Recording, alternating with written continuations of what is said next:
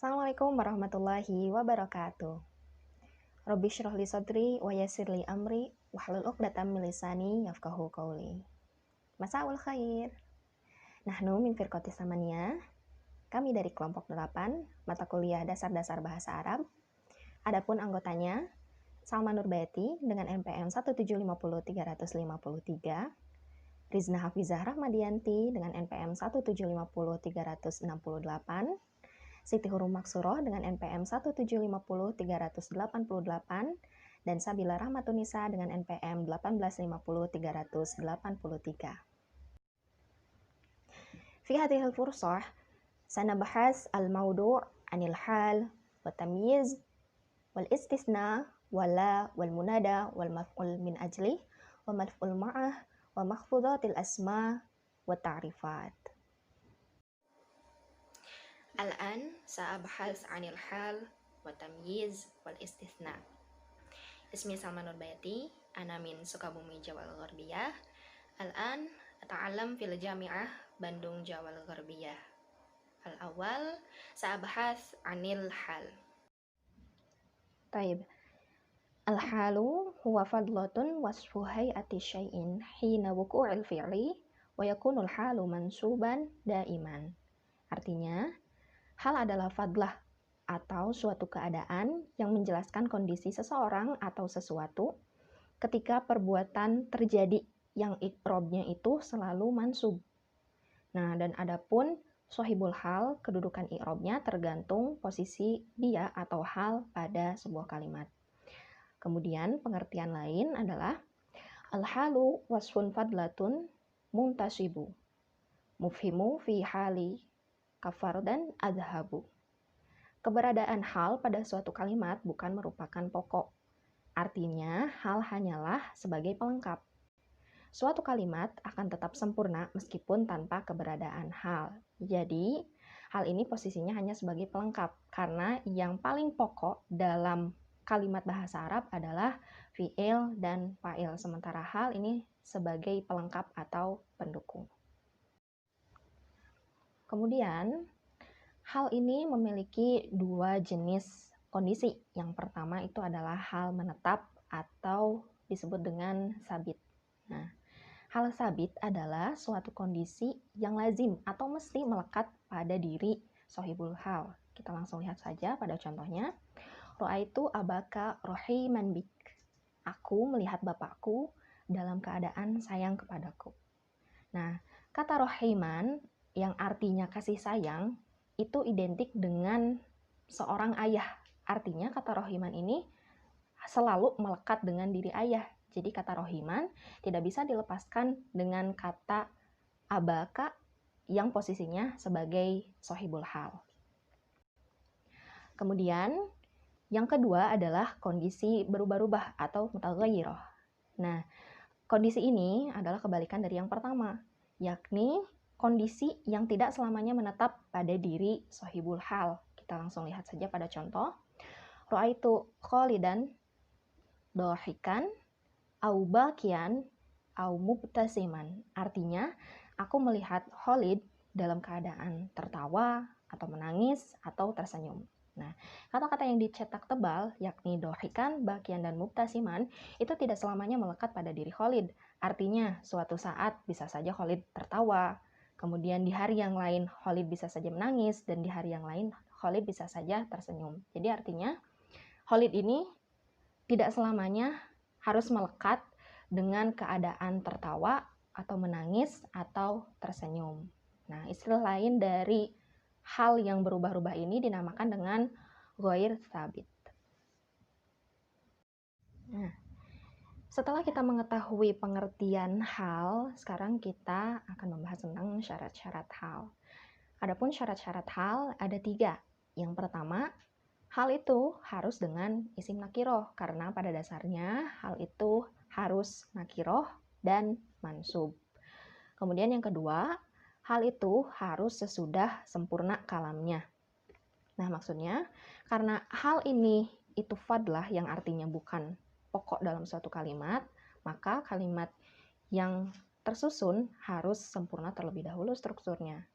Apabila Bisa saja hal ini masuk ke dalam kalimat yang belum sempurna, namun makna yang dihasilkan dari kalimat tersebut tidak akan dimengerti. Contohnya, Doroba Khalidun noktoh ghadiban, yang artinya Khalid memukul sambil marah titik. Nah, yang dimaksud pada kalimat ini yang tidak dimengerti atau belum jelas adalah Khalid ini memukul siapa? Khalid ini memukul siapa sampai-sampai dia memukul dengan keadaan marah. Kemudian yang ketiga, sohibul hal itu harus isim ma'rifat. Nah, baik ma'rifatnya sebab, termasuk isim alam, isim domir, atau ma'rifat dengan bantuan alif lam dan idhofah. Nah, hal ini terbagi ke dalam 3 macam. Yang pertama adalah hal mufrad, kedua hal jumlah, dan yang ketiga adalah hal syibhul jumlah. Mari kita bahas satu persatu. Yang pertama itu hal mufrad. Nah, hal mufrad itu adalah hal yang bentuknya bukan kalimat. Nah, hal mufrad ini bentuknya bisa berupa kata tunggal, musanna, atau yang menunjukkan dua, dan jamak, artinya yang menunjukkan lebih dari dua. Kita lihat contohnya. Ja'at thalibu rakiban. Yang pertama ini contoh untuk mufrad. Kemudian ja'at thalibani rakibaini, ini untuk contoh berbentuk musanna. Kemudian ja'at thalibuna rakibina, ini contoh untuk berbentuk jamak. Kita bahas. Ja'at thalibu rakiban, artinya satu orang siswa telah datang dengan menunggang. Ja'at thalibani rakibaini, dua orang siswa telah datang dengan menunggang. Dan ja'at thalibuna rakibina, lebih dari dua orang siswa telah datang dengan menunggang. Nah, kata yang dicetak tebal yakni rakiban, rakibina, dan rakibaini itu menunjukkan hal mufrad, yakni berupa tunggal, musanna, dan jamak. Kemudian ada hal jumlah. Hal jumlah adalah hal yang bentuknya kalimat, baik itu jumlah ismiyah atau jumlah fi'liyah. Contohnya, Ja'a Khalidun wa huwa yabki. Khalid datang dalam kondisi dia menangis. Kita lihat kata yang dicetak tebal, wa huwa yabki, yang artinya dalam kondisi dia menangis. Nah, jadi wa huwa yabki ini termasuk ke dalam hal, atau posisinya ini menerangkan kondisi yang dialami oleh Khalid atau si pelaku. Nah, wa huwa yabki ini termasuk ke dalam jumlah ismiyah yang terdiri dari mubtada dan khobar. Kemudian yang kedua, ra'aitu Khalidan yadribu tifla, yang artinya aku melihat Khalid dalam kondisi dia memukul seorang anak. Nah, kata yang ditebalkan yakni yadribu tifla itu merupakan kata atau jumlah, yakni jumlah yang menunjukkan bahwa Khalid ini sedang memukul seorang anak. Dan yadribu tifla itu termasuk ke dalam jumlah fi'liyah, yakni jumlah atau kalimat yang terbangun dari fi'il, fa'il, dan maf'ul bih. Kemudian yang ketiga adalah hal syibhul jumlah. Apa itu syibhul jumlah? Syibhul jumlah adalah rangkaian kata yang menyerupai kalimat, namun secara makna tidak utuh atau tidak dapat berdiri sendiri. Nah, hal syibhul jumlah ini bentuknya zorof atau jar majrur. Contohnya, ro'a Khalidun al-asfur fauqa syajarah. Artinya, Khalid melihat burung berada di atas pohon. Nah, syibhul jumlah fauqa syajarah itu disebut dengan zorof, yakni menunjukkan kondisi atau keadaan burung yang berada di atas pohon. Nah, adapun fauqa syajarah, yakni fauqa itu berkedudukan sebagai mudhof dan asyajarah sebagai mudhof ilaih. Kemudian, hal ini memiliki dua fungsi. Yang pertama yaitu mubayyin, untuk memperjelas. Dan yang kedua adalah muakkid, yakni untuk memperkuat. Nah, yang pertama yakni mubayyin atau untuk memperjelas. Nah, keberadaan hal pada kalimat akan melahirkan makna baru. Kita lihat contohnya. Ja'a Khalidun wa huwa yabki. yang artinya Khalid telah datang dalam keadaan dia menangis. Kita bandingkan dengan kalimat yang misalnya hanya terdiri dari Ja'a Khalidun. Khalid telah datang. Bisa kita bedakan maknanya.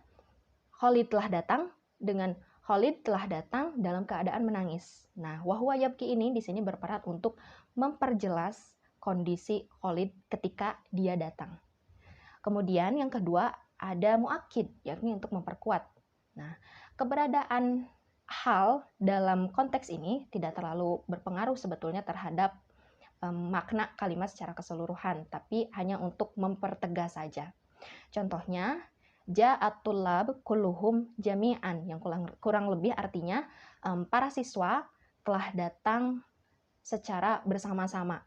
Nah, apabila ingin kalimatnya hanya terdiri dari ja'atul lab kulluhum, itu bisa saja, karena maknanya masih tetap sama.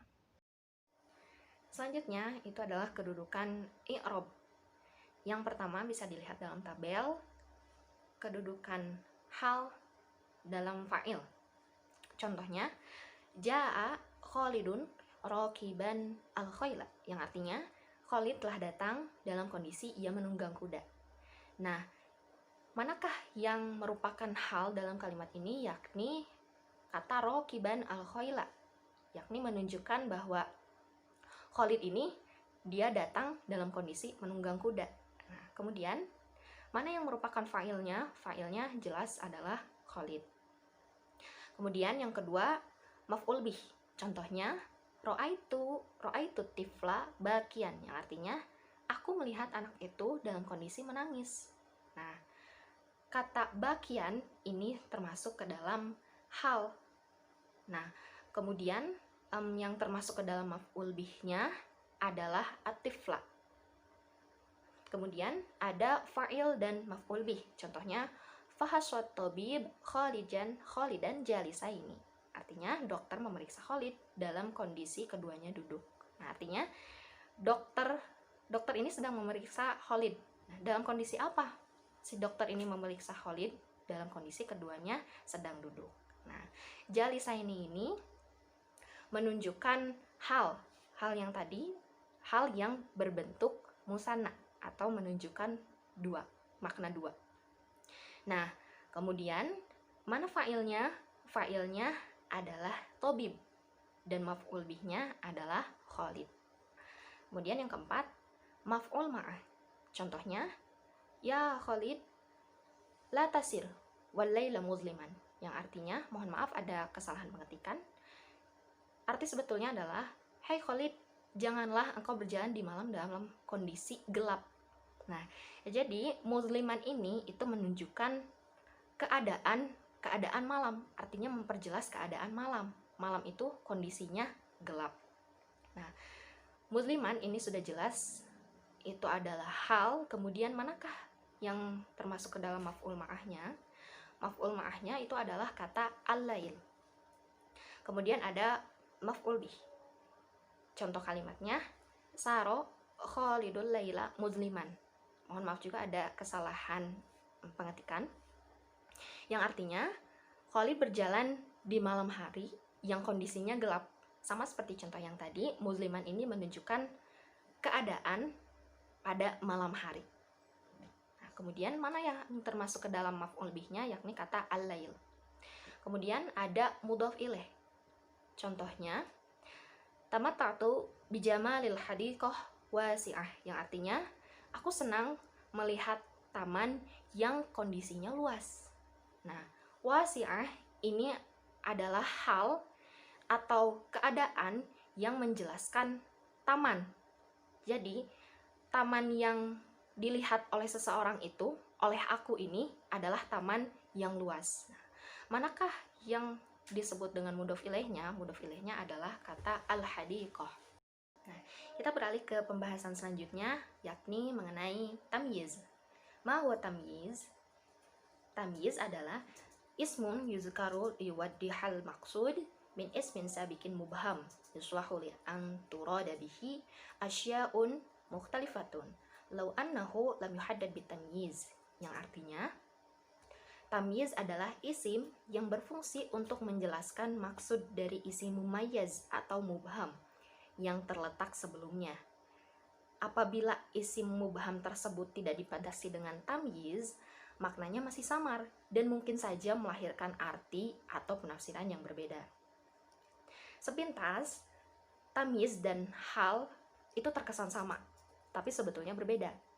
Nah, hal ini lebih berkaitan dengan keadaan, sedangkan tamyiz ini adalah keterangan terhadap sesuatu yang berkaitan dengan benda, baik itu benda secara konkret maupun benda abstrak. Nah, dalam pembahasan tamyiz ini ada dua istilah penting. Yang pertama tentunya adalah tamyiz, yang artinya pembeda atau penjelas, dan yang kedua adalah mumayyaz atau isim mubham yang dijelaskan kesamarannya.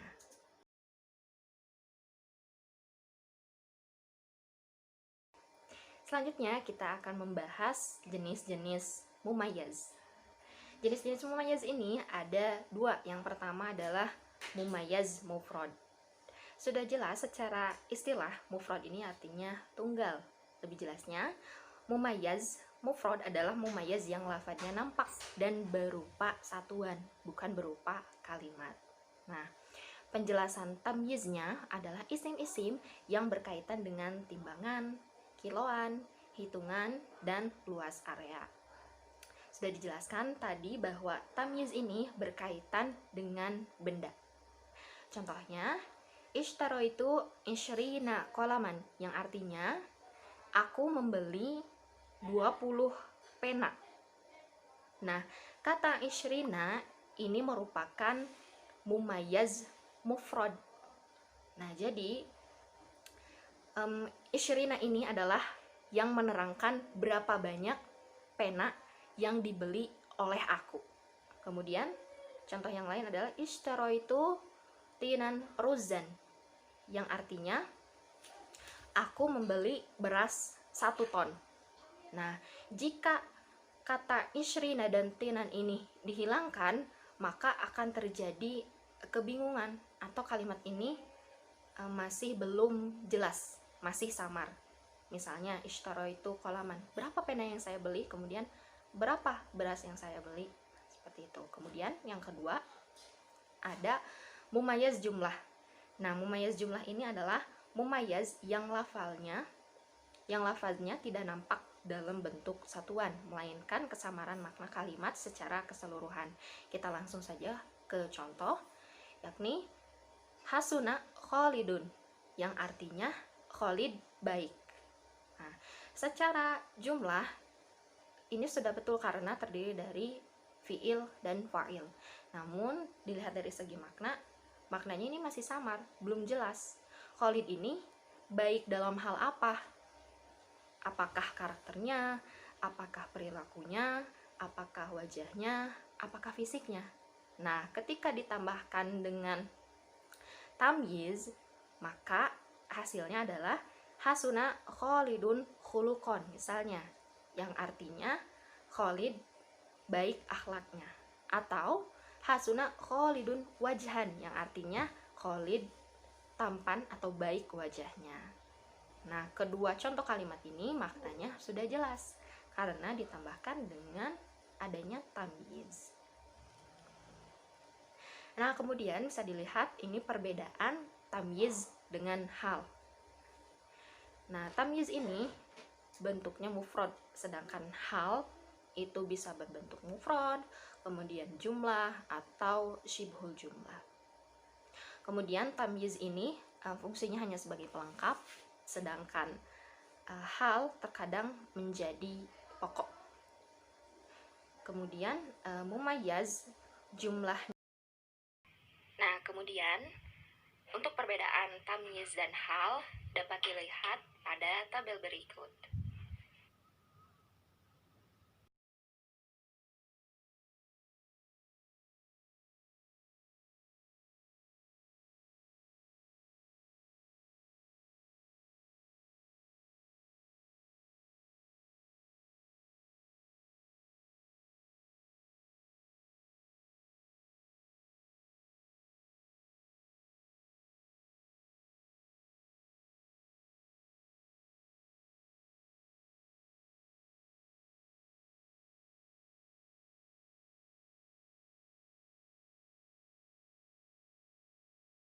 Yang ketiga adalah istisna.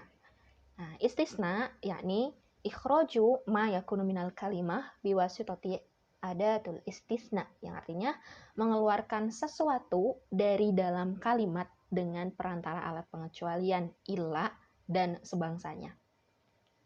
Nah, dalam pembahasan istisna ini ada 3 istilah penting. Yang pertama mustasna, kemudian mustasna minhu, dan adawatul istisna. Nah, mustasna adalah huwa ismu yuzkaru ba'da illa au ihda akhwatiha yukhalifu ma qablaha fil hukmi, yang artinya isim yang posisinya terletak setelah perangkat istisna yang status hukumnya dikecualikan. Kemudian mustasna minhu huwal ismu ladzi yamshi 'alal hukmi wa yukhriju minhul mustasna, yakni isim yang sejalan dengan ketetapan hukum istisna, di mana mustasna merupakan bagian yang dikecualikan dari kelompok mustasna minhu. Dan yang terakhir adalah adawatul istisna. Singkatnya, adawatul istisna ini adalah perangkat atau alat yang digunakan untuk mengecualikan. Dan jenisnya ada beragam, ada illa, ada hasya, ada, kemudian khola, sawa, suwa, siwa, dan ghairu. Nah, selanjutnya ada pola-pola dalam kalimat istisna. Sekarang kita akan membahas 5 pola kalimat istisna. Yang pertama, yakni pola kalimat sempurna, positif, dan muttasil. Contohnya, zahabat tullab ilal madrasah illa khalidan, yang artinya para siswa pergi ke sekolah kecuali Khalid. Nah, bisa dilihat penjelasannya. Kalimat ini dikatakan sempurna karena rukunnya komplit. Terdiri dari mustasna, kemudian mustasna minhu, dan adawatul istisna. Nah, kemudian kalimat ini disebut positif karena tidak didahului dengan nafi dan sejenisnya. Nafi adalah kata yang menunjukkan larangan. Kemudian disebut mutasil karena lafaz mustasna, yakni Khalid, bagian dari lafaz mustasna minhu, yakni para siswa. Kemudian yang kedua, ada pola kalimat sempurna, negatif, dan mutasil. Contohnya, ma zahabat tullab ilal madrasah illa khalidan. Nah, yang artinya para siswa tidak pergi ke sekolah kecuali Khalid. Disebut sempurna karena kalimat ini mengandung rukun yang komplit. Sudah dijelaskan tadi ada mustasna, mustasna minhu, dan adawatul istisna. Kemudian kalimat ini disebut negatif karena didahului dengan nafi atau kata yang menunjukkan negatif. Apa ya kata yang menunjukkan negatif? Yaitu adalah ma. Nah, disebut dengan mutasil karena tadi lafaz mustasna, yakni Khalid, kata Khalid, merupakan bagian dari lafaz mustasna minhu, yakni at-tullab, yang artinya para siswa. Kemudian pola yang ketiga adalah pola kalimat sempurna, positif, dan munqati. Nah, contohnya adalah ihtaraqal baitu illal kutub, yang artinya rumah itu terbakar kecuali buku-buku. Sudah jelaskan bahwa kalimat ini disebut sempurna karena rukunnya komplit, terdiri dari mustasna, mustasna minhu, dan adawatul istisna. Kemudian disebut positif karena tidak didahului nafi dan sejenisnya. Nah, munqati disebut dengan munqati karena lafaz mustasna, yakni berupa kitab, bukan bagian dari lafaz mustasna minhu, yakni berupa al-baitu atau rumah. Kemudian pola yang keempat itu adalah sempurna, negatif, dan munqati. Nah, contoh yang tadi tinggal ditambahkan kata yang menunjukkan nafi, yakni ma. Ma ihtaraqal baitu illal kutub. Rumah itu tidak terbakar kecuali buku-buku. Nah, disebut negatif karena tadi didahului oleh ma. Nah, dan yang terakhir, pola kalimat tidak sempurna dan negatif. Contohnya, ma ishtaraitu illa sayyarah. Aku tidak membeli kecuali mobil. Tidak sempurna karena rukun dalam kalimat ini tidak komplit. Kemudian disebut dengan kalimat negatif karena didahului dengan nafi, ini berupa ma. Dan bisa dilihat adawatul istisnanya adalah illa. Terima kasih. Sekian pemaparan dari saya, kemudian dilanjutkan dengan pemaparan yang selanjutnya. Assalamualaikum warahmatullahi wabarakatuh. Ismi Rizna Hafijah Rahmadianti, NPM 1750368, Ana min Rangkas Bitung, Banten. Di sini saya akan menjelaskan tentang la dan munada. Berikut ada penjelasan mengenai bab la. Ilam anna la tansibu nakirota bigoirin tanwin iza basyarotin nakirota walam tata karor la. Yang artinya, ketahuilah bahwa la nafi itu menasabkan isim nakhiroh, tidak menasabkan kepada isim makrifat tanpa tanwin dengan syarat bila la bertemu dengan isim nakhiroh menjadi isim la dan lafaz la tidak berulang-ulang. Contohnya ada la rojula fiddar, yang artinya tak seorang pun laki-laki ada di rumah. Jadi mafhumnya yang artinya kalau la tidak bertemu dengan isim nakhiroh wajib rofa, sebab isim nakhiroh menjadi mubtada muakhar dan la-nya wajib berulang-ulang. Yang ketiga ada fa'in takarrorot zaza'i maluha wa ilgouha, yang artinya kalau la itu berulang-ulang serta bertemu dengan isim nakhiroh, boleh mengamalkan la, yaitu menasabkan isim nakhiroh, dan boleh membiarkan la, yakni tidak menasabkan isim nakhiroh. Selanjutnya, kalau kamu menghendaki, katakanlah la rojula fid dari walam ro'atun. Di rumah itu tiada laki-laki dan tiada wanita. Dan kalau kamu menghendaki, boleh kamu katakan la rojulun fid dari walam ro'atun dengan domah semua. Kalau lafaz rojulun dan amro'atun dinasobkan jadi isim la yang beramal, dan kalau lafaz rojulun dirofakan jadi mubtada dan lafaz fiddar di khobarnya, sedangkan lafaz la-nya dibiarkan atau diilgokan dan lafaz amro'atun diathofkan kepada rojulun. Tata nazim atau kaidahnya yang artinya hukum la pada amalnya seperti hukum inna, yakni la itu menasabkan isim nakhiroh yang bersanding dengannya. Bila la itu berulang-ulang boleh difungsikan seperti tadi dan boleh juga tidak difungsikan. Di sini ada la linafil jinsi yang terbagi menjadi 4 bagian. Yang pertama wajib menasabkan, yang kedua boleh beramal, yang ketiga boleh ilgo, dan yang keempat wajib rofa atau kalau lafaz rojulun dan amro'atun dinasabkan jadi isim la yang beramal, dan kalau lafaz rojulun dirofakan jadi mubtada dan lafaz fiddar di khobarnya, sedangkan lafaz la-nya dibiarkan atau diilgokan dan lafaz amro'atun diathofkan kepada rojulun. Berdasarkan hukum tersebut boleh dibaca yang pertama la beramal, la haula wala quwata illa billah. Yang kedua ada dengan ilgo la haulun wala quwatun illa billah. Yang ketiga adalah beramal sebagian, la haula wala quwatun illa billah. Dan yang terakhir ada ilgo sebagian, la haulun wala quwata illa billah. Selanjutnya mengenai munada. Munada ini terbagi menjadi 5 macam. Yang pertama ada munada mufrad alam, ialah lafaz yang bukan mudhof dan tidak serupa dengan mudhof, seperti ya Zaid yang artinya hai Zaid. Yang kedua ada nakhiroh maksudah. Nakhiroh yang dimaksud seperti ya rojulun, artinya hai laki-laki. Yang ketiga ada nakhiroh ghair maksudah yang tidak ditentukan maksudnya, seperti perkataan orang buta. Ya rojulan khuzabiyadi, hai fulan pegang tanganku. Yang keempat mudhof, yaitu munadanya dengan lafaz yang diidhofkan seperti ya Abdullah, hai Abdullah.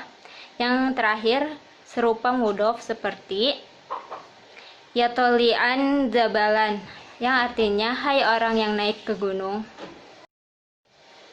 Adapun i'rabnya, wa amma mufradul alamu wan nakiratul maqsudatu fayubnayani ala dhammi min ghairi tanwini nahwu ya zaidu wa ya rajulu, yang artinya i'rab munada mufrad alam dan nakirah maksudah, maka keduanya dimabnikan kepada domah, tidak memakai tanwin seperti ya zaid mufrad alam atau nama orang, dan ya rojulu nakhiru maksudah. Ada 3 macam lagi, yaitu nakhiru ghair maksudah, mudhof dan serupa mudhof, harus dinasabkan seperti ya rojulan khuzabiyadi. Nakhiru ghair maksudah yang mudhof yaitu ya abdullah. Yang ketiga serupa mudhof ya tolian zabala. Kata nazim pada munada, ada 5 lafaz yang suka dipakai memanggil, yaitu mufrad dan mufrad yang dinakhirahkan yang dimaksud. Yang kedua ada mufrad nakhirah ghair maksudah, demikian pula mudhof dan serupa mudhof. Yang ketiga adapun yang awal munada mufrad alam dan nakhirah maksudah, kedua-duanya harus mabni rofa tanpa tanwin, kecuali kedua munada tersebut atau sisanya harus dinasabkan. Munada ini di dalamnya terdapat 2 bagian, yaitu mabni domah dan dinasabkan. Mabni domah di dalamnya terdapat 3 bagian, yaitu mufrad alam, contohnya ya zaid. Yang kedua nakirah maksudah, contohnya ya rojulun. Yang ketiga nakirah ghair maksudah, yang contohnya ya rojulan khuzbiyadi. Dan yang dinasabkan ini terdiri dari 2. Yang pertama mudhof, yang contohnya ya Abdullah. Yang kedua ini serupa mudhof, yang contohnya ya tolian zabalan. Sekian pemaparan dari saya, terima kasih. Materi selanjutnya akan disampaikan oleh teman saya. Assalamualaikum warahmatullahi wabarakatuh. Ismi Sabila Rahmatunisa, NPM 1850383. Ana min Bandung. Di sini saya akan menjelaskan mengenai maf'ul li ajli. Yang pertama adalah pengertian dari maf'ul li ajli. Maf'ul li ajli menurut bahasa adalah objek yang menjadi faktor pekerjaan. Dan menurut ilmu nahwu, maf'ul li ajli adalah isim masdar yang menjelaskan tentang faktor atau alasan dari penyebutan amil sebelumnya dan bersatu dalam hal waktu dan subjeknya. Selanjutnya ada macam-macam maf'ul li ajli. Yang pertama karena hormat.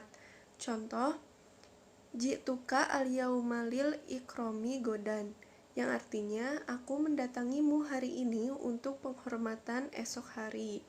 Yang kedua karena senang. Contohnya ji'tu rugbatan fika, aku datang karena senang kepadamu. Pada contoh tersebut, lafal rugbatan yang artinya senang adalah isim masdar yang dipahami sebagai faktor bagi amil atau kata kerja lafal ji'tu yang artinya aku datang. Secara maknanya, contoh di atas berbunyi secara ini. Ji'tuka li rugbati fika, aku datang karena senang kepadamu. Lafal rugbatan, isim masdar yang menjadi maf'ul, juga bersekutu dalam hal waktu dengan amil lafal ji'tu. Karena waktu aku senang, itulah waktu aku mendatanginya. Juga bersekutu dalam satu subjek, yaitu satu fa'il berupa domir mutakalim. Juga adalah karena iri atau dengki. Contoh firmannya dalam Quran surat Al-Baqarah ayat 109, A'udzubillahi minasyaitonirrajim, lau yaruddunakum mim ba'di imanikum kufaron hasadan min indi anfusihim, yang artinya agar mereka dapat mengembalikan kamu kepada kekafiran setelah kamu beriman karena dengki yang timbul dari diri mereka sendiri. Lafal kafaron menjadi hal sebagai amil dan lafal hasadan sebagai maf'ulah. Yang ketiga adalah hukum maf'ul li ajli. Yang pertama, pengertian hukum maf'ul li ajli.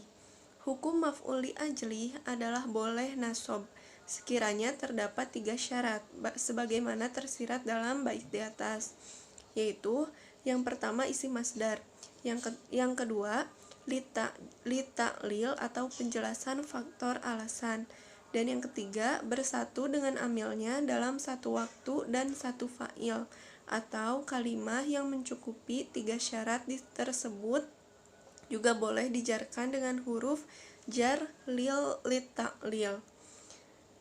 Nah, jika salah satu saja dari ketiga syarat ini tidak terpenuhi, maka wajib dijarkan dengan huruf jar li-ta'lil berupa huruf lam, min, fi, atau huruf ba.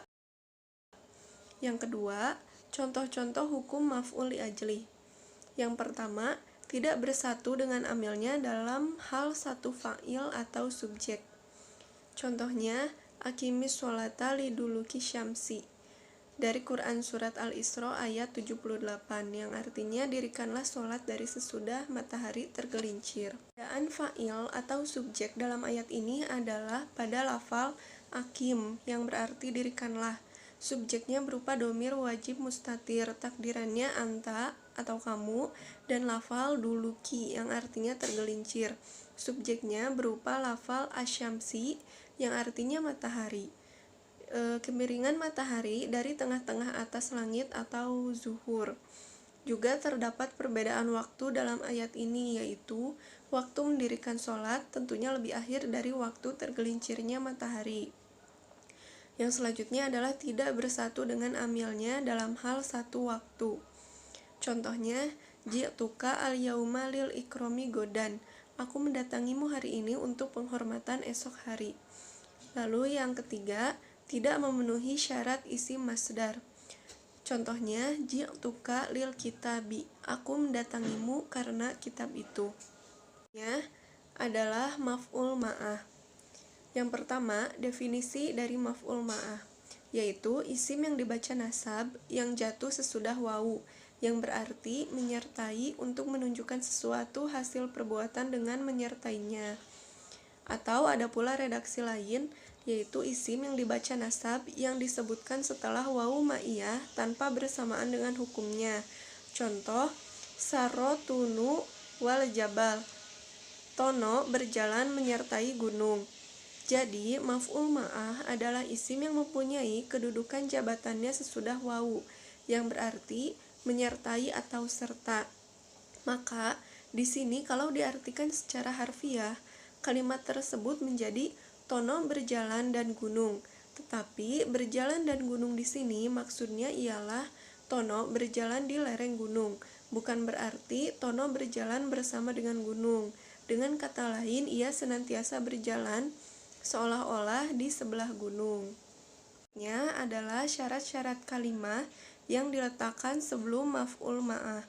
Syaratnya ada 3. Yang pertama, isim yang terletak setelah wawu yang bermakna ma'a. Yang kedua, isim terletak setelah fi'il. Yang ketiga, amil maf'ul ma'ah harus didahulukan.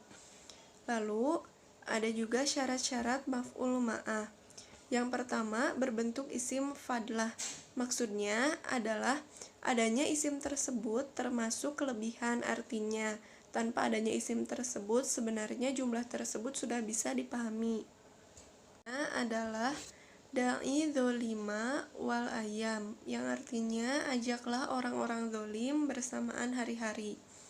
Syarat yang kedua adalah sebelum wawu ma'iyah ada jumlah. Contohnya, ja'al amiru wal hais. Raja datang bersamaan dengan prajurit. Syarat yang ketiga adalah wawu tersebut bermakna ma'ah. Contohnya, sarotunu wal jabal. Tono berjalan menyertai gunung. Dan selanjutnya, yang keempat adalah hukum-hukum kalimat isim yang jatuh setelah wawu. Dalam hal ini, ada 4 macam hukum kalimat yang jatuh setelah wawu.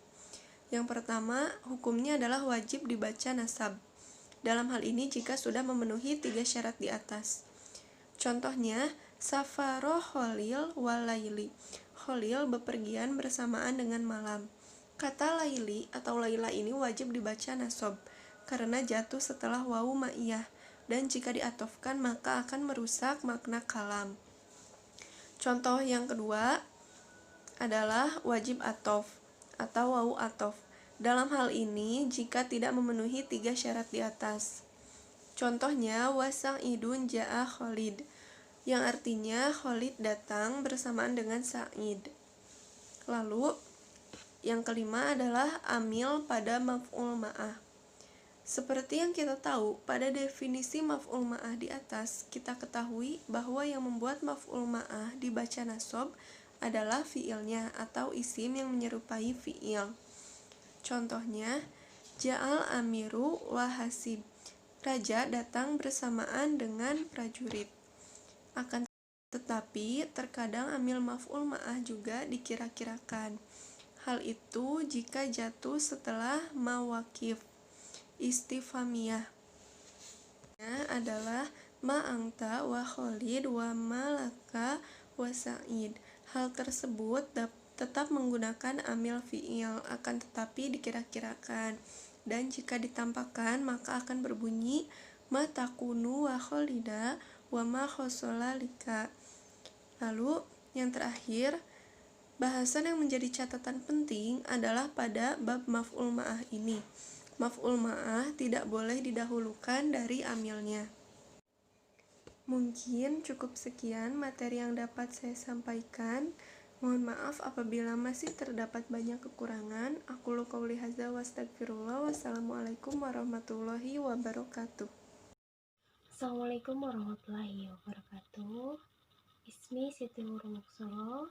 Ana min Cimahi wa yumkin ana akhiran min hada firqah allati nasrah ilaikum wa ana uridu an asrah ilaikum, itu mengenai isim-isim yang dijarkan.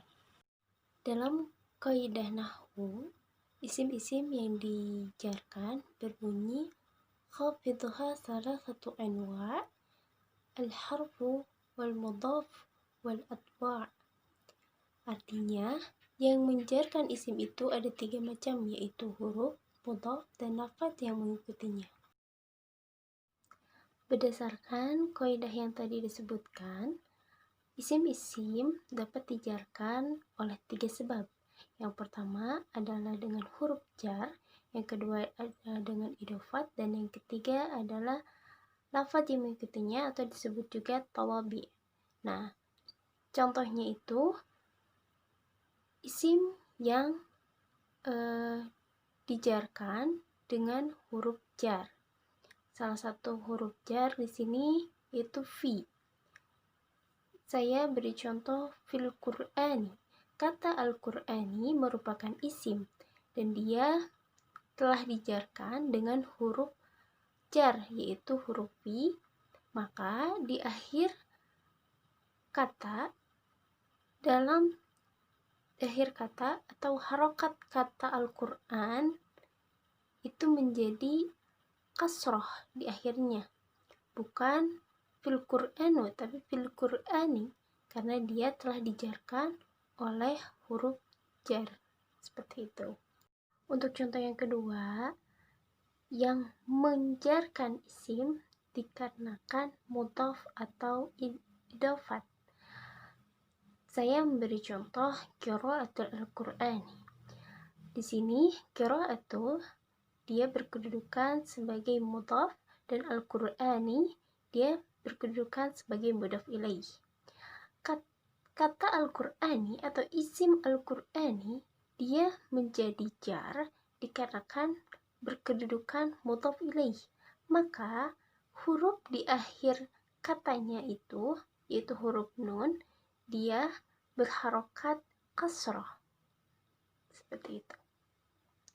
Dan yang ketiga, yang menjarkan isim yaitu at-tawabi, lafaz yang mengikutinya. Contoh dalam kalimat qiraatul Qur'anil Karim. Isim yang menjadi jar di sini adalah al-karimi. Dia menjadi jar dikarenakan mengikuti lafaz sebelumnya. karena lafaz sebelumnya itu Al-Qur'ani, dia berposisi sebagai mudhaf ilaih dari mudhaf qiraatu. Maka ketika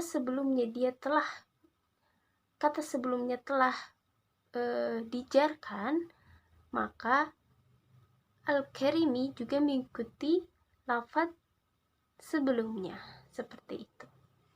Selanjutnya saya akan menjelaskan mengenai isim yang dijarkan dengan huruf jar.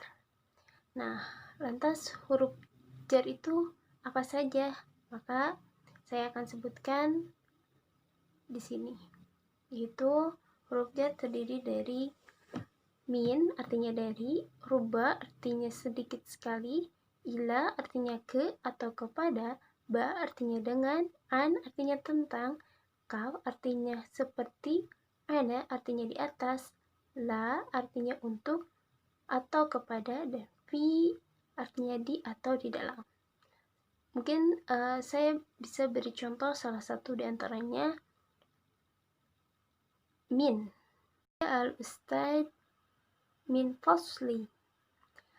Maka al-faslu asal katanya menjadi al-fasli ketika ia berhadapan dengan huruf jar di depannya, yaitu min. Ja'al ustad min fasli. Selanjutnya yaitu penjelasan mengenai isim yang dijarkan karena idhofah.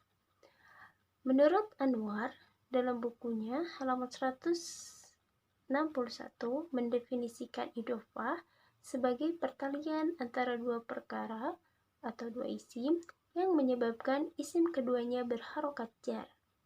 Susunan idhofah terdiri dari dua isim. Isim yang ke-1 disebut dengan mudhaf seperti yang tadi telah saya jelaskan sedikit, dan isim yang kedua disebut mudhaf ilaih. Nah, kita kembali ke pembahasan mudhaf ilaih. Mungkin sebelumnya memang telah dijelaskan. Syarat mudhaf secara simpelnya ialah terbebas dari al-ta'rif dan tanwin. Itu syarat atau yang menjadi syarat menjadi mudhaf. Sementara syarat mudhaf ilaih ialah harus dibaca jar. Jadi, dalam hal ini mudhaf ilaih lah yang nantinya mempunyai kedudukan jar. Seperti halnya yang telah saya jelaskan pada contoh di awal.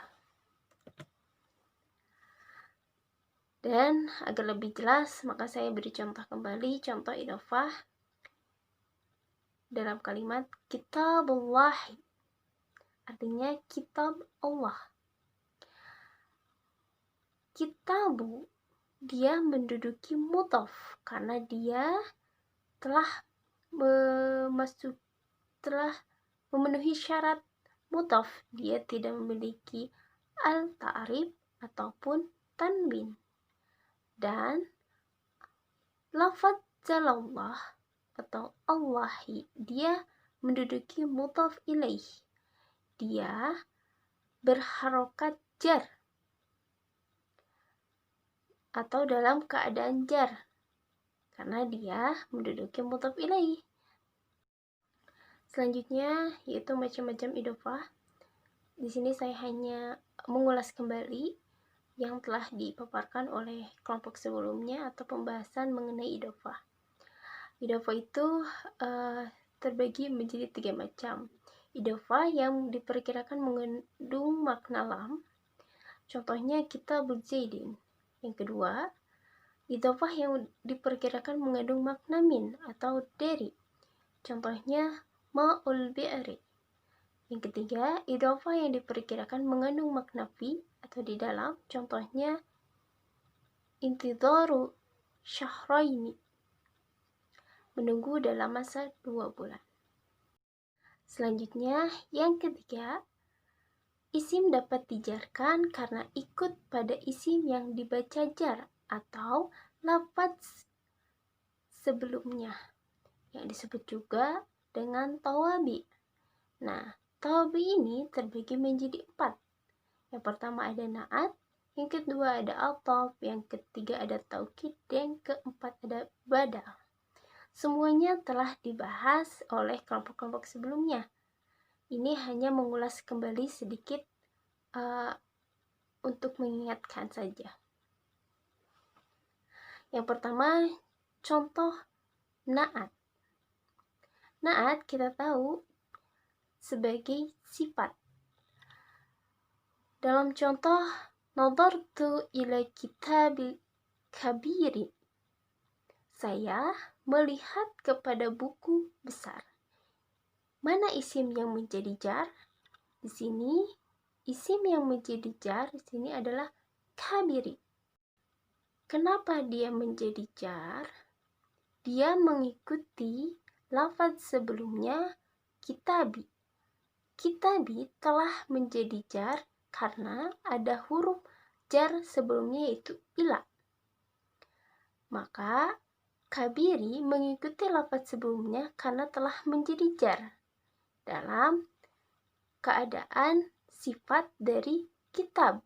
Maka dia termasuk ke dalam na'at man'ut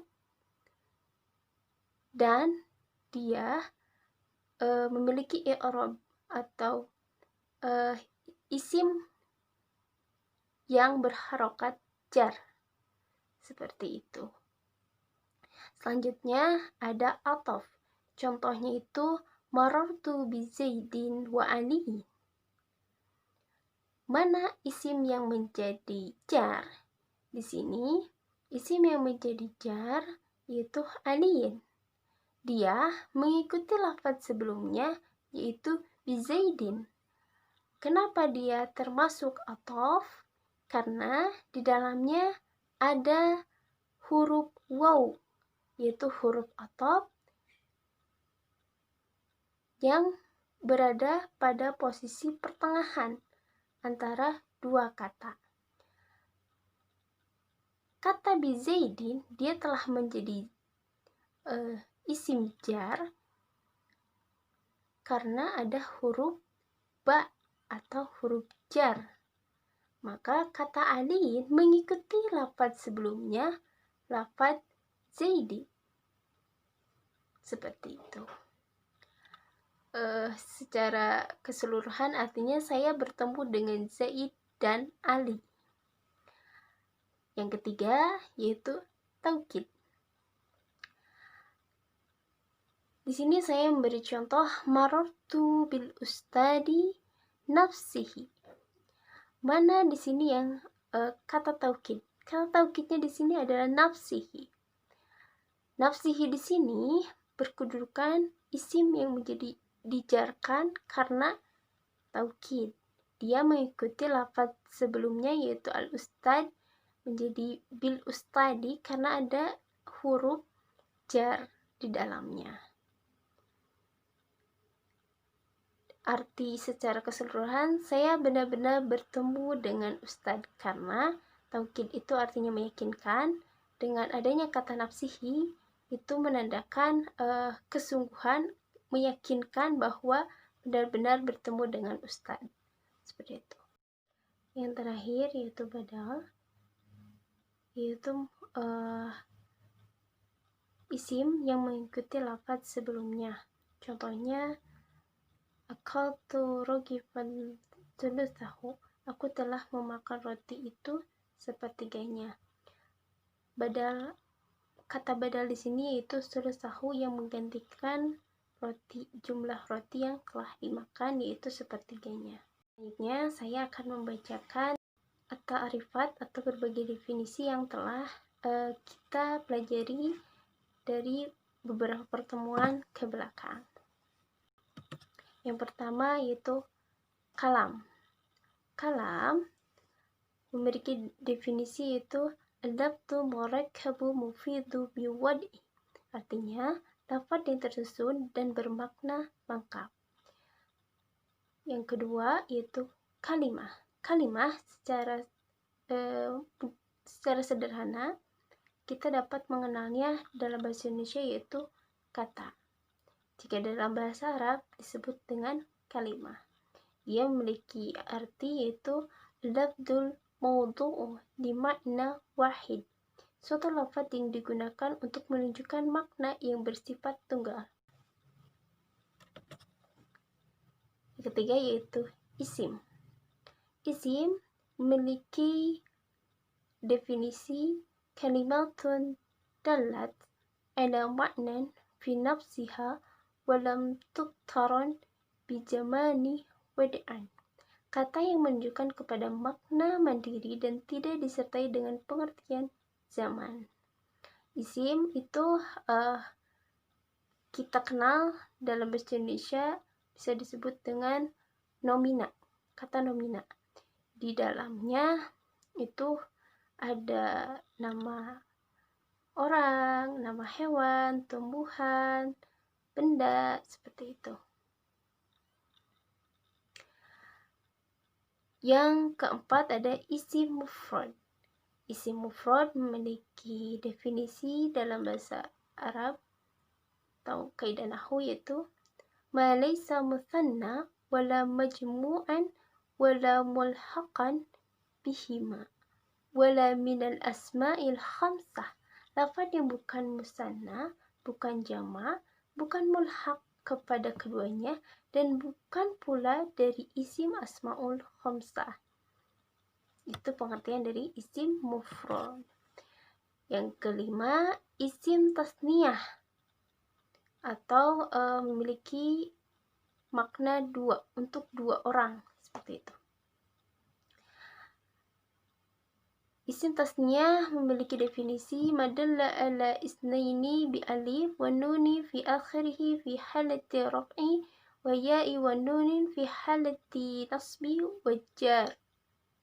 Lafaz yang menunjukkan dua dengan memakai alif dan nun pada huruf akhirnya bila mana dalam keadaan rafa, sedangkan ya dan nun bila mana dalam keadaan nasab dan jar. Jadi kita dapat menemukan isim tasniyah dengan ciri jika dia dalam keadaan rafa, maka dia ditunjukkan dengan adanya alif dan nun pada akhir kata atau huruf yang ada dalam kata di akhir tersebut. Sedangkan huruf ya dan nun, isim tersebut mengandung ya dan nun di akhir mengandung huruf ya dan nun di akhir katanya dalam keadaan nasab dan jar. Yang keenam, jamak mudzakkar salim. Dia memiliki definisi madalla ala maj'iyati biwawi wa nuni fi akhirih fi halati raf'i wa ya'i wa nunin fi halati nasbi wa jar. Lafaz yang menunjukkan kepada bentuk jama' dengan memakai wawu dan nun bila mana dalam keadaan rafa, sedangkan ya dan nun bila mana dalam keadaan nasab dan jar. Sama seperti isim tasniyah, dia memiliki ciri agar kita dapat mudah membedakannya, seperti itu. Yang ketujuh yaitu jamak muannas. Memiliki definisi majumi'a bi alif wa ta'i majidataini. Lafaz yang dijamakan dengan memakai alif dan ta yang ditambahkan. Jadi dia dapat dikatakan jamak muannas bila mana dia memakai alif dan ta yang ditambahkan di dalamnya. Yang kedelapan itu jamak taksir. Memiliki pengertian ma taghayyara an bina'i mufradihi. Lafaz yang merubah dari bentuk mufradnya. Jadi jamak taksir itu dia dapat merubah asal katanya dari bentuk aslinya. Mufrad itu bentuk aslinya, sedangkan jamak muannas dia hanya bisa mengganti dengan alif dan ta, seperti itu. ada pengertian lafaz. Lafaz dalam bahasa Nahwu didefinisikan yaitu as-sautu mustamil ala ba'di hurufil hijaiyah. Suatu ucapan yang mengandung sebagian huruf hijaiyah itu disebut lafaz. Yang ke-10 ada murakkab. Murakkab yakni matarkabu minal kalimataini fa aktsar. Ucapan yang tersusun atas 2 kata atau lebih. Itu disebut murakkab. Tersusun 2 kata atau lebih disebut murakkab. Yang ke-11 ada mufid. Mufid yakni pada faidatan yahsunu syukutu minal mutakallimi wassami'i alaiha. Ungkapan berfaedah yang dapat memberikan pemahaman sehingga pendengarnya merasa puas. Itu mufid, ya. Jadi memiliki makna yang sempurna. Lebih singkatnya seperti itu.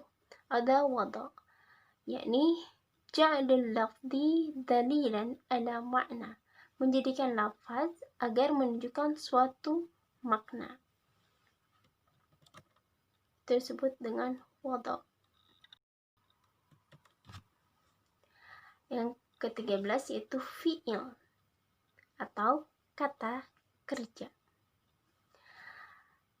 Memiliki definisi kalimatun dalat ala maknan fi nafsiha waqturinat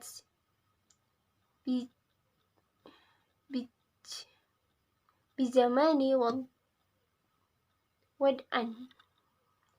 Kata yang menunjukkan makna mandiri dan disertai dengan pengertian zaman. Karena dalam bahasa Arab dia memiliki kata kerja berdasarkan waktu.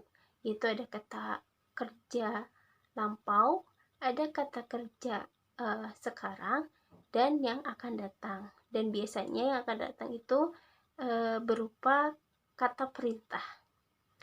Nah, kata lampau ini disebut dengan fi'il madi. Dia memiliki definisi madalla ala hadatsin mada wa qada.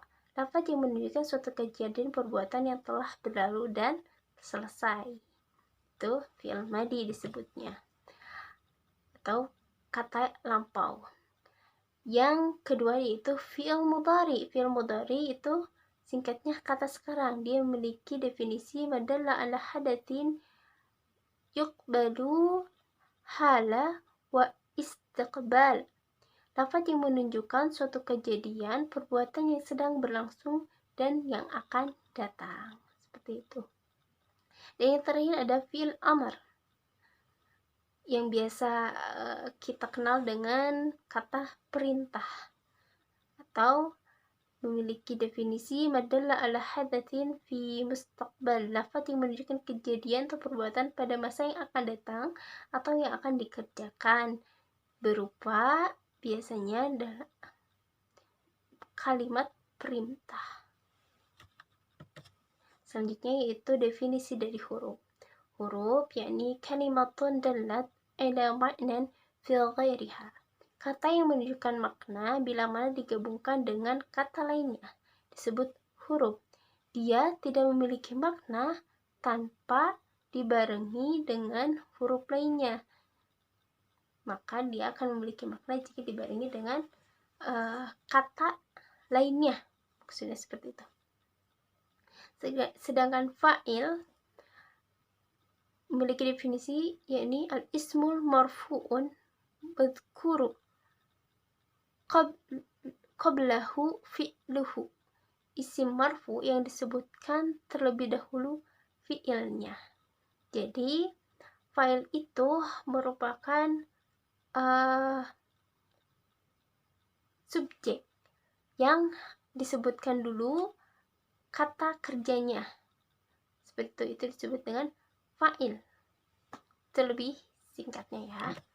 Definisi maf'ul bih yakni al-ismul mansubu alladhi yaqa'u bihi fi'lu. Isim mansub yang menjadi sasaran perbuatan pelaku atau disebut juga dengan objek. Seperti itu singkatnya ya, itu objek. Yang ke-20 yaitu isim zahir, yakni madalla ala musammahu bila qayyid, lafaz yang menunjukkan kepada yang disebutkannya tanpa ikatan. Contohnya seperti nama orang atau barang.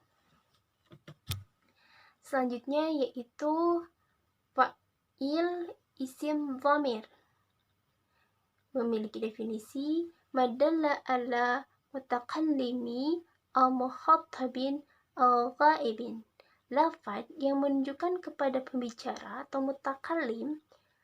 Dalam bahasa Arab itu pembicara itu mutakallim ya, atau kepada yang diajak bicara disebutnya mukhatab kalau dalam bahasa Arab, atau kepada yang gaib. Artinya yang gaib itu mereka yang tidak ada. Misalnya dalam bahasa Indonesia itu dengan kata mereka di sini artinya tidak ada dalam percakapan, seperti itu. Yang ke-22 yaitu naibul fa'il, memiliki definisi al-ismu marfu'u alladhi lam yudhkar fa'iluhu, isim marfu yang tidak disebutkan fa'ilnya. Naibul fa'il ini disebut juga dengan maf'ul yang tidak disebutkan fi'ilnya. Tadi kan ada fa'il, dia harus disebutkan dulu fi'ilnya. Nah, naibul fa'il ini isim marfu yang tidak disebutkan fa'ilnya dulu. Mubtada memiliki definisi al-ismu marfu'u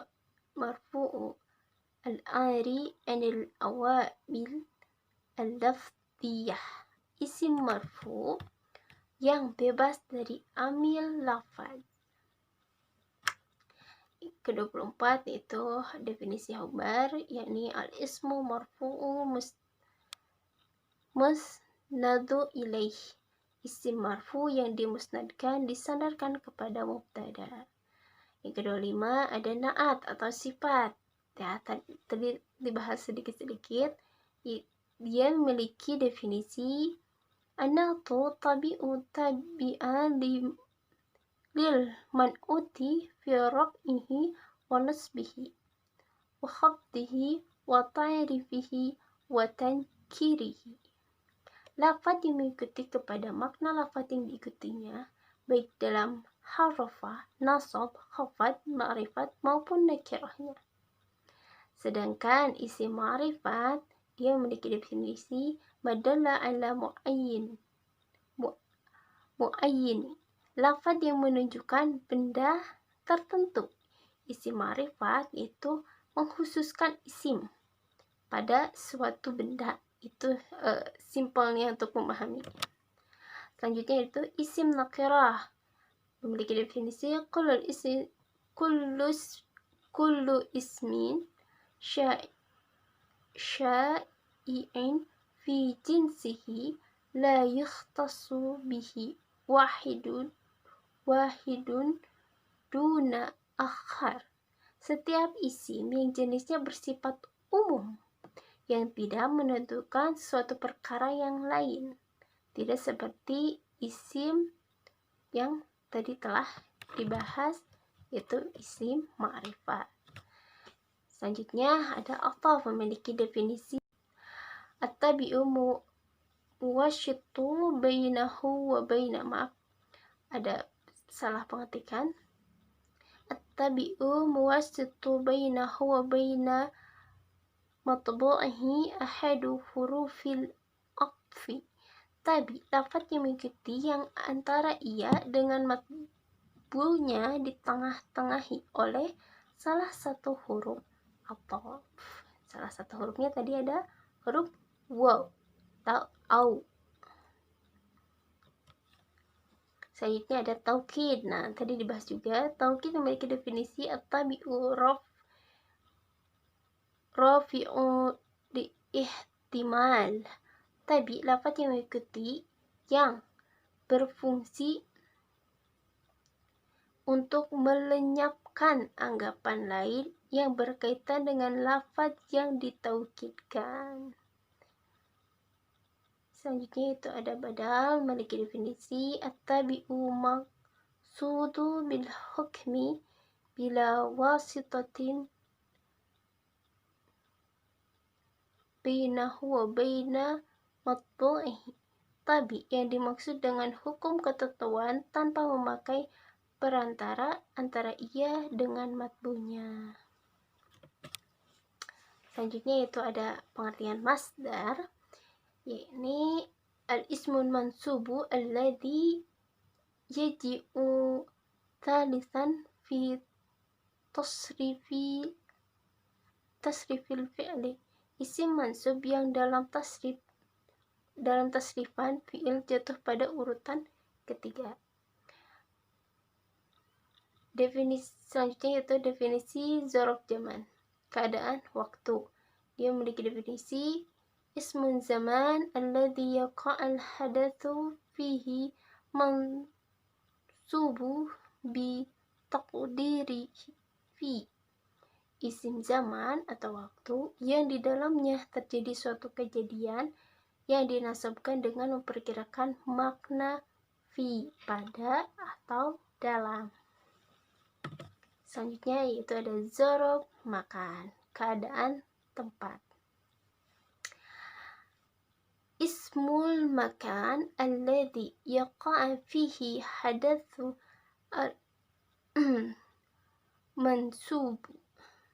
mansubun biqadri fi. Isim makan atau tempat yang di dalamnya terjadi suatu kejadian yang dinasabkan dengan memperkirakan makna fi, pada atau dalam. Selanjutnya yaitu definisi maf'ul min ajlih. Tadi telah dijelaskan juga kan. Maf'ul min ajlih memiliki definisi al-ismul mansubu alladhi yudhakaru bayanan lisababi wuqu'il fi'li. Isim mansub yang dinyatakan sebagai penjelasan bagi penyebab terjadinya perbuatan atau fi'il disebut dengan maf'ul min ajli. Selanjutnya yaitu maf'ul ma'ah, yaitu memiliki definisi al-ismul mansubu alladhi yudhkaru libayani man fu'ila ma'ahu fi'lu. Isim mansub yang dinyatakan untuk menjelaskan zat yang menyertai perbuatan pelakunya. Yang ke-36 mengenai hal yang telah dibahas pula, memiliki definisi al-ismul mansubu mufassiru liman bahama minal hayati. Isim mansub yang memberikan keterangan keadaan yang samar atau keterangan keadaan. Tadi telah dibahas hal itu sebagai pelengkap seperti itu ya. Yang ke-37 definisi tamiz. Tamiz memiliki definisi al-ismu mansubu mufassiru liman bahama minad dawat. Isim mansub yang berfungsi menjelaskan zat yang samar. Yang ke-38 yaitu istisna memiliki definisi al-ikhraju bi illa au ihda akhwatiha, mengecualikan sesuatu dengan memakai illa atau salah satu saudaranya. Dan yang terakhir ada idhofat, memiliki definisi